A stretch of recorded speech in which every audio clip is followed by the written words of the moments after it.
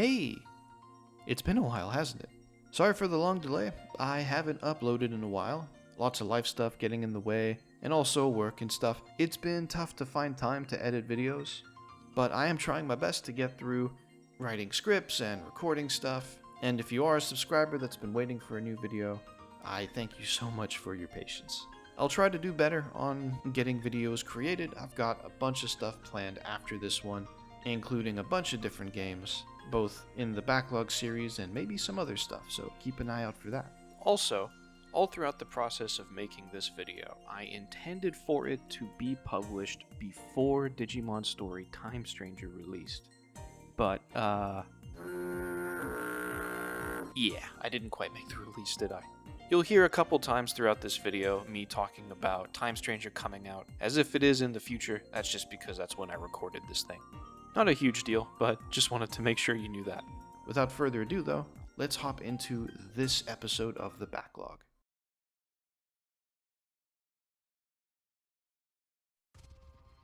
Digimon.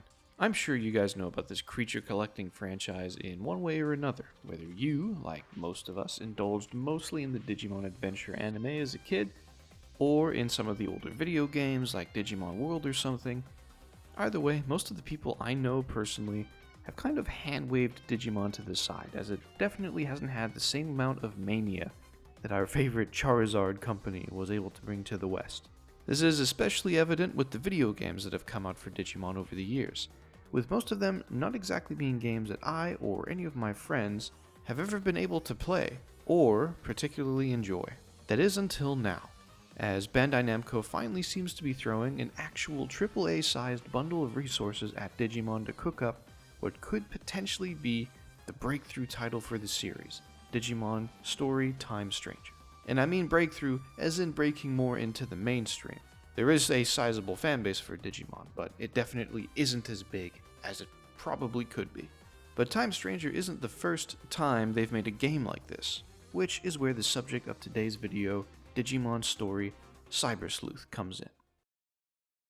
Hello, I'm Nazabro, and welcome to the Backlog, a series where I tackle older games from any era that I've had on my radar, but just never got around to playing yet. An issue I'm sure many of you can relate to. In this series, I will play the game in full, or at least reasonably full enough, and see how it holds up and what I think about it in the modern day. Each game will be scored on a scale of 1 to 5 in 3 categories: gameplay, narrative, and presentation, with all 3 being added together for a final score of 15. Today, I'm winding the clock back to the not-so-distant past of 2015, or 2016 for the West, as we are looking into what I have personally heard is many people's top Digimon game, Digimon Story Cyber Sleuth. I feel this is definitely more niche than my previous videos, but I just had to talk about this game and my experience with Digimon as a whole. Before diving in, I did want to kind of talk about why I even pay attention to Digimon in the first place. My experience with Digimon is probably similar to most. When I was a kid, I lived all the way down here in South Africa, and only moved to the US when I was 13. Growing up, where I was in the country at least, there was no video game culture that was very prevalent, at least not as much as more developed countries like the United States or parts of Europe or whatever, which kind of explains why I have so many random gaps of video game experience. With Digimon specifically, I had some of the anime on video as well as the legendary Digimon movie. Wanna try my spinach cookies? I made beef jerky shakes. Would you like a glass of potato juice, Izzy? Great. But other than that, not really much of an outlet to engage with the franchise. In terms of video games, I played Digimon World on my PlayStation, which is a pretty obtuse game to try to get to know as a sub-10-year-old kid. The World series is definitely interesting, being that, as far as I'm aware, almost every game in the Digimon World sub-series of games are all pretty much different genres, although most are nostalgic for the very first game, which was something of an attempt to kind of create a game around the virtual pet origin of Digimon. Yeah, if you didn't know, Digimon started as a virtual pet type thing, basically Tamagotchis aimed at young boys, since these Tamagotchis can connect together and battle. Some of the other World games start going crazy. 2 is a dungeon crawler, 3 is a bit more of an RPG, and then 4 is kind of like a Diablo-style action RPG. It's super weird. The most recent World game, Digimon World Next Order, also kind of tries to be an RPG built around the virtual pet idea. So the game that most people remember from their childhood, Digimon World, and then also Next Order more recently, try to emulate the virtual pets by having you raise your Digimon, train them, feed them, clean their digital turds, and try your best to have them fulfill specific requirements in order to evolve into the forms you want. They will, however, eventually die and be reborn as a baby, and then you begin the whole process over again, with slightly more control with each attempt. These games are really grindy, with lots of downtime in between exploration and battling sessions, a ton of trial and error or just prior knowledge. It's not exactly for me. I've tried to give Digimon World a spin more recently and also Next Order, but I'm just not a huge fan of them. In terms of the other World games, I've honestly never played them. I didn't even know they existed until a couple years ago. And there are other Digimon games, but I've just not ever really played many of them. Talking about creature collecting games though, it is time to talk about the Donphan in the room. Pokemon. Yeah, I know, if you're a diehard Digimon fan and you don't also happen to like Pokemon, it's probably the last thing you want to come up in conversation, but I do think it's relevant, at least for me. Back in the day, Pokemon and Digimon kind of battled for the same niche in the West, and it was pretty obvious who won that battle. Pokemon is enormous, to its own detriment most of the time, and its earth-shattering and enduring success is partially what keeps Digimon out of most people's radar. As, especially way back in the day, many kids would brush it off as just worse Pokemon, when that can't be farther from the truth. To be completely fair, at least when it comes to the video game specifically, I would say that for a while, Pokemon was usually always on top. For the wider audience, I'm not hating on the original World game just to be mean or anything. You World fans are just stronger than me is all. To be clear, I am, unfortunately, a big fan of Pokemon to this day, to the detriment of my own sanity most of the time. When it comes to games, I like the feeling of taking something that is common and then through effort or just time making it better and stronger. In some games, like say Skyrim for example, that means taking an ordinary steel sword, refining and enchanting the hell out of it, and making it my own. In Pokemon, that means capturing this funny little beetle in the forest and forming a lifelong bond with it that is enabled by the fact that I can bring this guy all the way from my DS games and pull it through every single game up to the current release. It tickles my brain in a way no other game does. Basically, all this yapping is to say that outside of the various different anime runs, I have not had many opportunities to engage with some kind of Digimon media that I enjoy. It also does feel like that when it comes to the games, Digimon hasn't quite found where they want to stake their claim. There's no definitive kind of Digimon game. Everyone knows what a Pokemon game entails and how it plays, and yeah, every now and then we get spin-offs, but the main games are the big ticket ones. Digimon doesn't really have this. It's played with a lot of different franchises, but there's not really a definitive style of Digimon game. In terms of other Digimedia, I would love to get into the card game, but the trading card scene for all TCGs and not just Digimon is kind of nuts right now. Plus, I don't really have any friends nearby that would care to play the Digimon card game with me. Anyway, back to the topic of the video. I've actually owned the complete collection of Cyber Sleuth for a few years now, but I've never beat it. That wasn't until trailers for the next game, Digimon Story Time Stranger, spawned in a particular PlayStation State of Play, and it looks like, potentially, a dream come true Digimon game. Digimon Story Cyber Sleuth released in 2015 in Japan and then 2016 in the West, and was an entry into the sort of sub-series, Digimon Story, just like how there's a Digimon World sub-series. The story games are more RPG than most of the World games, and, like Pokemon, were exclusive to handhelds for years. Cyber Sleuth was technically also handheld at first, being on the PS Vita, but then actually also was the first Digimon Story game to come to a home console when it came to the PS4 with the North American release. The previous story games were all on DS, and in the West, these DS games were actually still called Digimon World for the brand recognition, I guess? I have played a bit of the first one, but only after playing Cyber Sleuth, I was just curious. Even though they are creature collecting games, or monster taming, whatever you want to call them, like Pokemon, they are actually way different than something like Pokemon, with Cyber Sleuth feeling more in line with a normal JRPG, like Persona.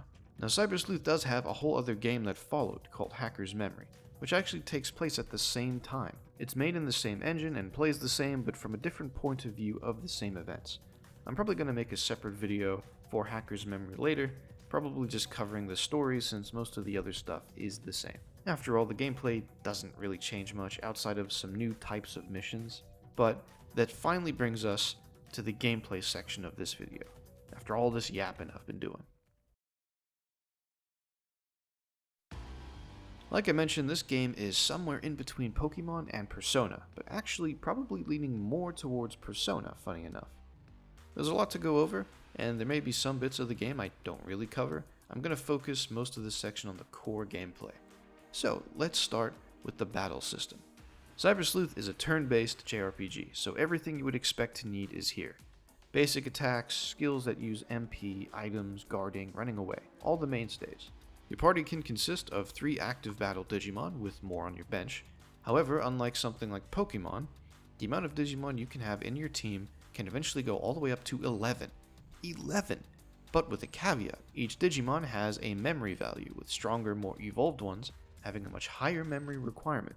Throughout the game, you will receive items called memory ups that will increase your maximum party memory, but for most of your playthrough, you'll be making the decision to either load your party with a bunch of weaker Digimon to cover more ground, or have a smaller party of stronger Digimon, or a combination of both. Sometimes when attacking, if your team's turns are right after each other, you can trigger a cross combo, where multiple Digimon team up to repeat the action you just chose. So like a basic attack or skill or something. If you get all 3 in the combo, all doing their special attacks, you'll see all 3 animations back to back, and it's a pretty hype moment. There are also, of course, your usual selection of status effects and ailments. Some are mainstays like poison or paralysis, while others are a bit more specific to Digimon, like the dot status, which turns your Digimon into a sprite while preventing them from using skills, kind of like being silenced. It's pretty cool though, not gonna lie. Every Digimon in the game gets a little sprite for this specific status debuff. Pretty standard JRPG fare so far. But now we enter the creature collecting aspect of battle. Like all creature collectors, we have our monster typings or attributes, whatever you want to call them. The game does teach you these in a detailed tutorial prompt pretty early, and most of it's self-explanatory. The fire, water, plant triangle is here, along with the second triangle with electric, which is strong to wind, which is strong against earth, which is then in turn strong against electric. This second triangle has no bearing or connection to the first, both are separate and self-contained. And then off to the side, you also have light and dark, which are only effective against each other. Some Digimon and moves are also neutral, which are of course weak to nothing but strong against nothing. Pretty easy to understand so far. Makes sense, right? Good, because there is just a little bit more depth. Every Digimon has one of these types, but then every Digimon will also have an attribute at the same time. There are 3 attributes that make up their own triangle with a very digital flair, and these, I believe, are pretty universal across the whole franchise. You've got vaccines, which counter viruses. Viruses are good against data, and data in turn is strong against vaccines. There is also the free attribute, which works the same as neutral typing. So basically you can double up effectiveness, like our boy Agumon, a fire vaccine, having a ×3 damage multiplier to a plant virus. So it means you can also still somewhat be effective against something that technically has one advantage over you, by exploiting whatever their other thing is. So there's a decent amount of variance here. It's not dissimilar from how Pokemon has their dual typings, meaning you can, use a fire type move on a grass bug, and it will absolutely annihilate them. It's just a slightly different way of doing things. Many Digimon will retain at least their type as they evolve down their more familiar evolutionary line, like the ones you would expect them to evolve into based on all the different anime shows, but evolution in Digimon is not a rigid system like Pokemon. It's more of a fluid thing, which is kind of what sets Digimon apart. In Cyber Sleuth, you can evolve your Agumon into the instantly recognizable Greymon that you might remember from the adventure anime. If you follow the progression of the anime, the next step would be Metal Greymon, and then War Greymon. And then you can actually fuse into Omnimon. But you don't have to go down that path. Instead of going to Greymon, you could instead choose to evolve your boy into Tyrannomon, who then in turn could evolve into Metal Tyrannomon, which feels like a natural progression, or into something like this funny guy, Mamemon. And if you change your mind, you can devolve your Digimon to any previous forms that you have discovered that are within their evolutionary web. The benefit of this in a gameplay sense is that when your Digimon learns a move, It can inherit that move even if you choose to evolve it in a different direction later. So with enough evolving and devolving, I think you can probably get something like an Agumon that knows water moves. Every single Digimon has a signature move that can't be inherited, but there are a ton of generic moves that can. It's my understanding that certain combos of moves on certain Digimon can be absolutely busted in the post-game, but it would require a ton of grinding to get that set up. Evolving your digital monsters into their many potential forms will ask for different requirements. Some might just be a certain level, while other evolutions might need a certain stat to have reached a certain threshold. Most of these stats are easy to understand, like strength or int or whatever, but there are two that I want to go over specifically: CAM and ABI. Most of the more famous and well-known evolutions from the various different animated shows will require a certain amount of camaraderie, or CAM as it's shown in-game. CAM can be juiced with certain items, but the main way to raise your CAM is just by using the Digimon in battle. If it actively participates in a battle, then by default CAM will go up by 1% for that battle, to a maximum of 100. While it's used for some evolution requirements, CAM also affects the likelihood of cross combos in battle as well. And now for ability, or ABI. A small amount of ABI is gathered every time a Digimon evolves or devolves, with more advanced evolutions granting more, or de-evolutions from advanced forms. ABI also affects the max level a Digimon can get to, and how much they can benefit from farm training, so it does kind of directly make them stronger. To evolve a Digimon, you will need to devolve them a few times to get enough ABI for their later forms. Like I said, evolution is a very fluid thing in Digimon. I mentioned fusion before, which in this game will require two Digimon to be at the max CAM level of 100%. When you choose a Digimon to evolve it into a fused form, or DNA Digi-evolution, the other one that is used for the fusion will essentially be used up and gone forever. So the stat requirement for the fusion is only required for one Digimon. The other Digimon only needs to have its CAM as 100%. So basically, get both of their CAMs to 100%, fulfill the stat requirements on whatever the main one that's going to evolve is, and then go ahead and fuse. So, fuse at your own peril, because if you do devolve from a fused form, you won't get the other one back. It's just kind of used up as fuel. Stats can also be raised on the farm, which is a sort of upgradable daycare for your monsters. There are a lot of intricacies about the farm that I'm not going to go over here, but basically you can use the train command to raise your Digimon stats according to their personality, and then also the personality of the Digimon that's set as the farm leader. Once you kind of use the farm to train a couple times, you'll understand pretty quickly how it works. Now, I've gone over how battle works and how evolution works, but how do you actually obtain these little creatures? Pretty simple, really, though maybe not as simple as just throwing a ball at them and hoping for the best. Every time you encounter a Digimon, whether wild or belonging to another human, you will get a little bit of scan data. The weaker and more common the Digimon, the more scan data you'll get at once. When you get scan data to 100%, you can go back to your Digimon management PC and then generate that Digimon into existence. It is then ready to battle. You can, however, get more scan data over 100%, up to a true maximum of 200. Having data over 100 will create the Digimon with some ABI to start, with of course having the full 200 netting the most starting ABI, which I believe maxes out at 5. This can be pretty useful in the early game, where every encounter will net like 20% scan data or something, but I really wouldn't sweat on trying to get to 200% every time, especially when you're in like the mid to late game, as the amount of ABI you'll get from overscanning matters less and less as you progress, at least in my opinion, since you can just evolve up and down a couple times to get that same amount of ABI. There are also equipable items that you get from various sources, and alongside inheriting moves and dynamic evolution, there's a ton of customizability to create an army of Digimon for any situation. I do encourage you to try to discover as many evolutions as possible, especially if you only have a small amount of Digimon knowledge. You might just discover some new favorites. So this is the core gameplay. I wanted to make sure I explained the CAM and ABI stats especially, because it isn't immediately apparent how they work and what they do. At least it wasn't for me. Most of the game should feel pretty familiar if you've played some other JRPGs. For someone more into creature collectors though, I would say if you jump on this straight from Pokemon, for example, I can see it being overwhelming at first. Definitely felt more JRPG than creature collector, but I do think that actually works for Digimon. time to give gameplay a score. It's funny, most of the core mechanics of this game feel a bit two-sided. Some are very intuitive, while others are a bit more weird. I've thought about it for a bit, and I think 3 out of 5 is fair. It's not so bad that it will actively hinder you from playing, but there are aspects of it that took a bit more effort to fully grasp. Once you do get how everything works though, you can more fully appreciate just how deep you could go if you wanted to. Though for just playing through the main story campaign of the game, you don't really have to go particularly deep if you don't want to. Now of course, JRPGs are oftentimes known for their stories, and boy does this game have a story.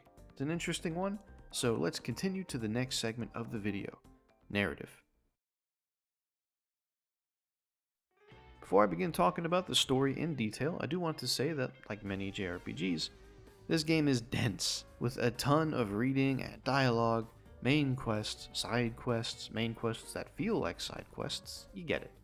There's a lot here, and in the interest of not repeating the hour-long Dark Souls video I made, I'm not going to go over the entire plot like I've done before for previous videos. Instead, I will go over some things in broad strokes, both without spoilers and then just some slight spoiler discussion, followed by the spoiler-free score. Check the description for timestamps if you want to avoid spoilers. So, let's hop into the setup of the world, which you will see in the opening of the game. So this part's not particularly spoilery, since the game tells you all of it right off the bat.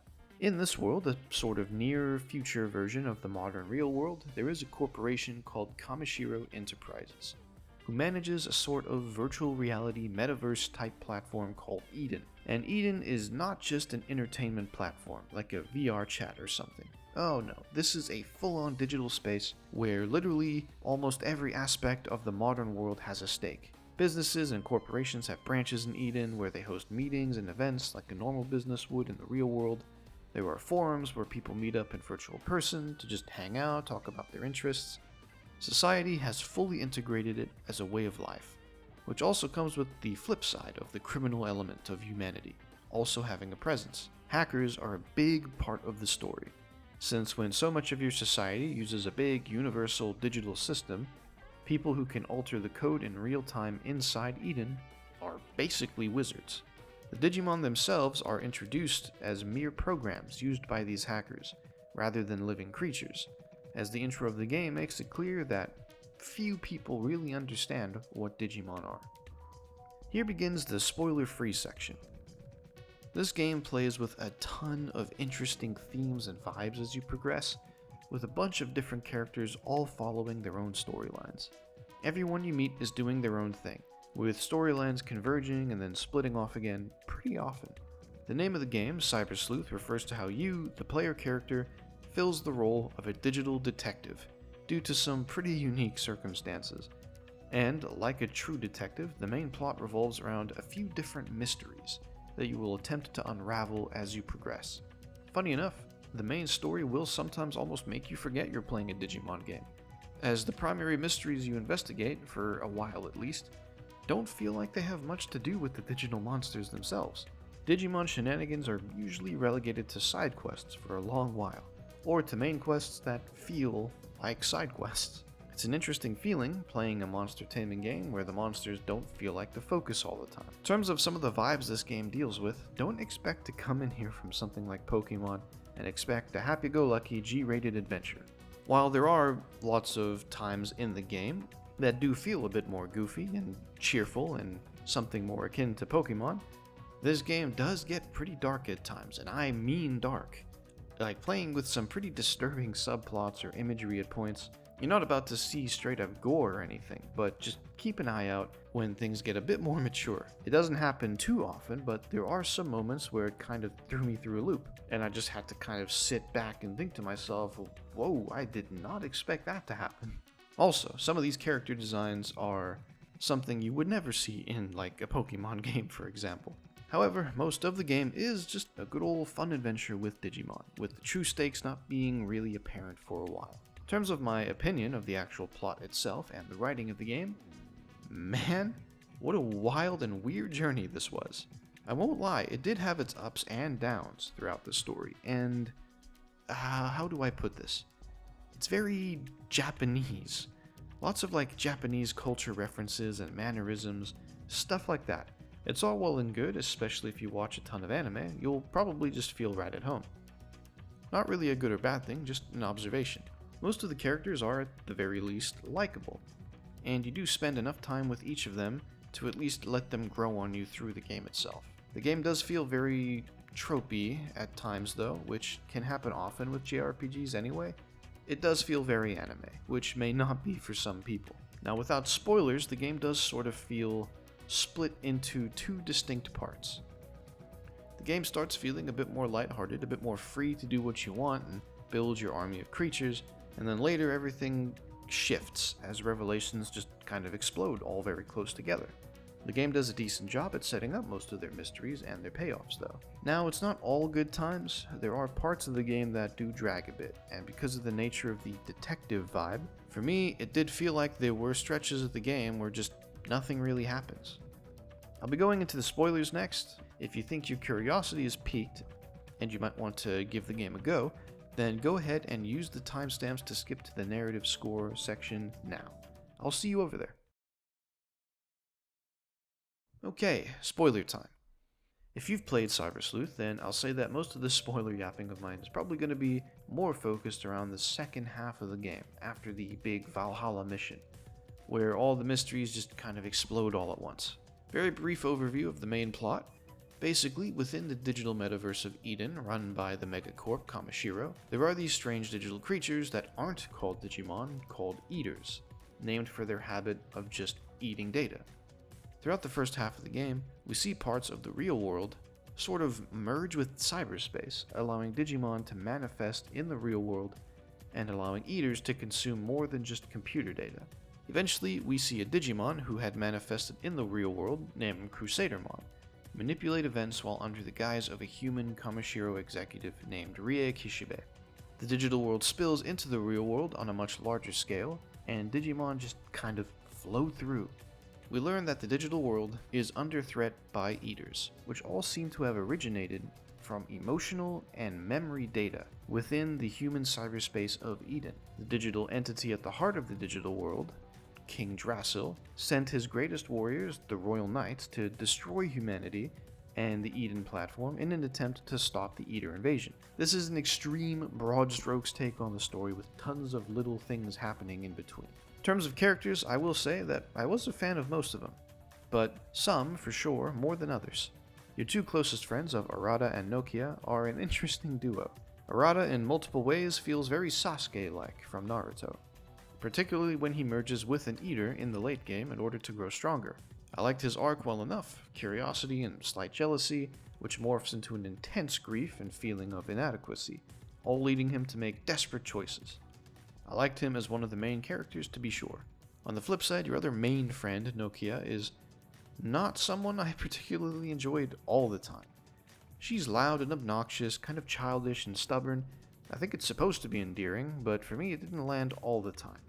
This isn't helped by the fact that she ends up as the partner to the basically protagonist Digimon of the franchise, Agumon and Gabumon. Yeah, both at once. And when they eventually fuse into Omnimon, or Omegamon if you're a weeb, means that she gets put on a power pedestal that I kinda wish she didn't. In the end, it wasn't all bad, so it's whatever. I'm not too pressed about it. Most of the other characters are either great or just fine. I liked Kyoko a lot, but you do spend a lot of time with her. And Yuko, I liked well enough, with other supporting characters like Mariyoshi, Mirai, and all the others all pretty much being decent.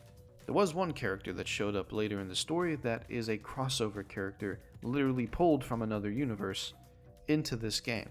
And I did kind of feel like that crossover subplot was kind of weird, but that did bleed into like the main story. That was part of the main story in the late game that I didn't really like that much. But hey, maybe if I knew who this character was, I would have appreciated it. Probably. The actual plot itself, as I said, has its low and high points. For me personally, once the game finally cracked open all the mysteries a little over halfway through, and the Digimon themselves become more of the focus, was when I really started to enjoy myself. The first half of the game really does feel like a huge drag most of the time, since it is mostly just detective work. But it's not even interesting detective work most of the time. The actual interesting investigations are often punctuated by kind of boring missions. I don't know. Maybe I'm being too nitpicky. There is a character by the name of Pseudo who eventually does turn into the main villain, as his ultimate plan is to use King Drasil, the king of the digital world, to reprogram the real world as they bleed together, and reboot it so that it starts from scratch with no suffering or pain.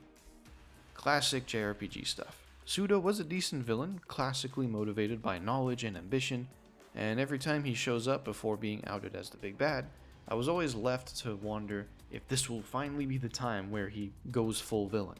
Interestingly enough, humans aren't the only villains. There are straight-up antagonistic Digimon, which was also refreshing, most notably in the form of Crusadermon, or Lord Nightmon if you're a weeb, who manipulates Yuko both emotionally and kind of physically too to fulfill her mission. She is in disguise as a human for the first half of the game, but no matter what form she takes, she was pretty twisted, which was awesome.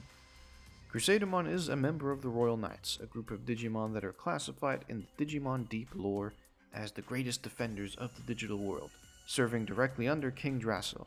In Cyber Sleuth, like I mentioned before, the digital world is under threat from these creatures called Eaters, which originate from the human platform of Eden.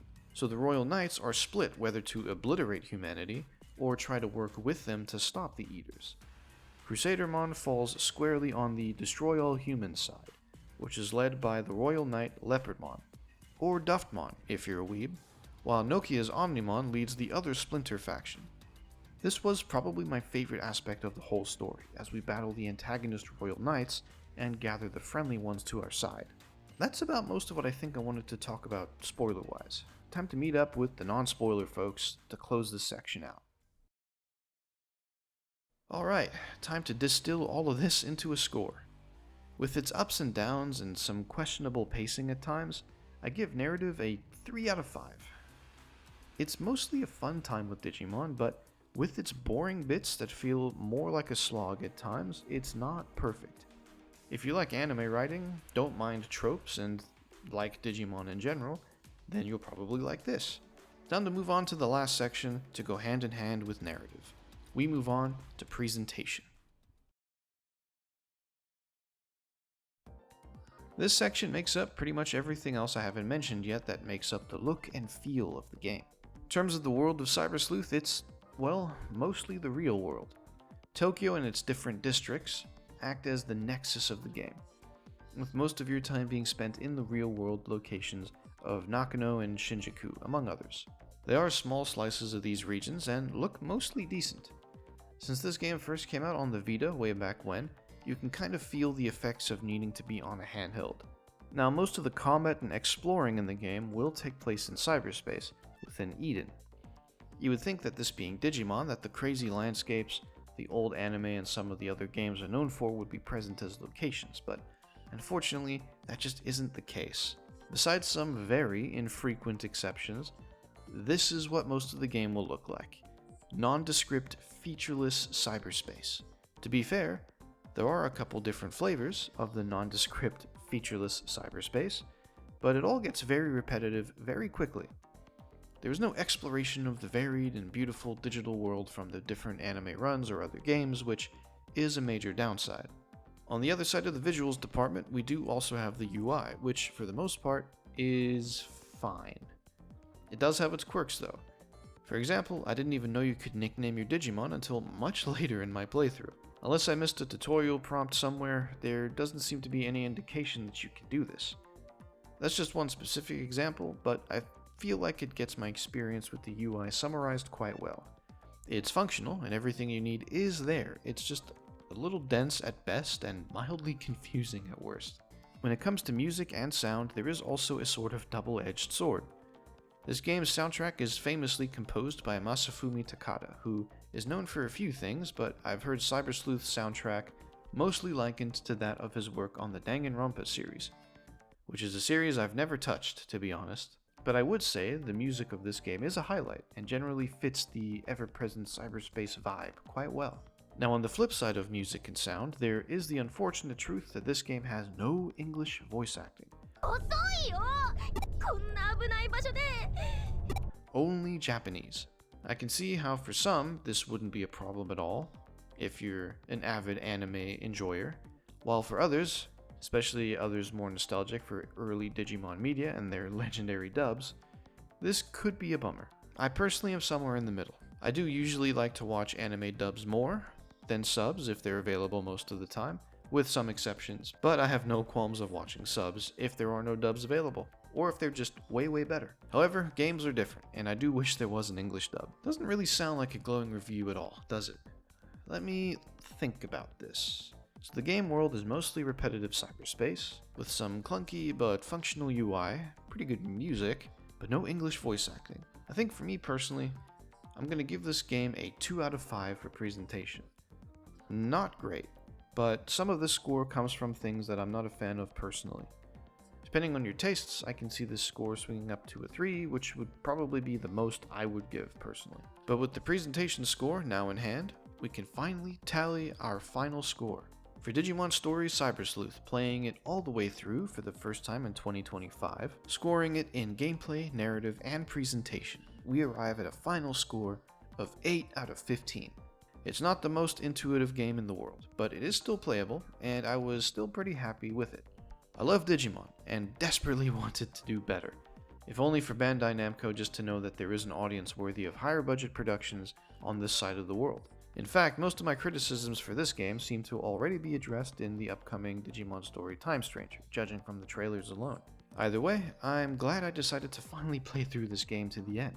It did kind of reinvigorate my love for the Digimon franchise, to be sure. Maybe I'll stick around for a bit to tackle some of the post-game stuff too. If you're a fan of Digimon and somehow haven't had this game on your radar, then I do highly recommend it. If you're not really a fan of Digimon, but are curious about the franchise, I do think that, for now, this is probably the best video game option if you're coming from other creature collecting games. Probably. At least until Time Stranger is out, which maybe it already is by the time you're watching this video. As per usual, before wrapping up, I do like to kind of go over some other potentially important information about the game. While not as exhaustively documented as something like a Pokemon game, Cyber Sleuth does have its own share of online resources, especially if you're looking for stuff like story walkthroughs and evolution paths and requirements and stuff. There are times where the story might not feel obvious as what you need to do next, but that can usually be solved by talking to Mirai in the Digilab, who can point you in the right direction. Sometimes though, you just might feel a bit lost, and looking up a walkthrough to literally just point you in the right direction is not something to be ashamed of. In terms of availability, things do get a bit weird though. So I've mentioned the original version of this game was of course on the PS Vita, and then came to the PS4 a bit later. Unfortunately, the original Cyber Sleuth was delisted from the PlayStation Store in 2018 and 2019 for all territories except for, I believe, some parts of Asia. You can still find physical copies online if you're looking to play it on PlayStation, but it's not your only option. The same year that it was delisted, the Complete Edition, which includes both Cyber Sleuth and the sequel, Hacker's Memory, and all their combined DLC, was released, but only for Nintendo Switch and Steam. The Complete Edition is not available on PlayStation, and neither games were ever put on Xbox, but bizarrely, Hacker's Memory is still available to purchase on the PlayStation Store by itself, just not the original game or the Complete Edition. So basically, for the original game, PC or Switch is where it's readily available in the form of the Complete Edition, and it goes on some very deep sales pretty often on Steam. I do actually own the game on Switch as well, and have for years. That's where I first played it, but I got it for extremely cheap on PC since it made it much easier to record for this video when I finally decided to play through the whole thing. Physical copies of Cyber Sleuth for either PS4 or Vita can get a bit pricey though, so I do recommend the Steam version if you have a PC. If you have a Switch, that works too. Digimon is a franchise very near and dear to me, and while this game wasn't perfect, it was a step in a direction that I think shows the untapped potential of this franchise. Collecting creatures, leveling up your favorites, and completing a long journey alongside them is usually always a fun time for me, and I'm glad I finally decided to check out this game. To recap, I scored Digimon Story Cyber Sleuth an 8 out of 15. And just seeing how the trailer for Digimon Story Time Stranger appears to have improved so much on what Cyber Sleuth tried to do, I am very optimistic. I'll be damn sure to make a video on that too once I get around to playing it. Until then, My name is Nazarbro, and that is another game off my backlog. Next time on the backlog, I head back to Vana'diel to progress some more through another expansion for the legendary MMO Final Fantasy XI. The Chains of Promathia expansion is up next, and without spoiling too much of my opinion, let's just say that this is what I was waiting for. After that, we swing back to the very near past as I cover a game that is still pretty new actually, the super stylized fantasy extravaganza that is Metaphor ReFantasio. I might try to do some other types of videos though in between the Chains of Promathia video and Metaphor. So if I do decide to do that, keep an eye out and see if I upload something you like. Until next time, cheers.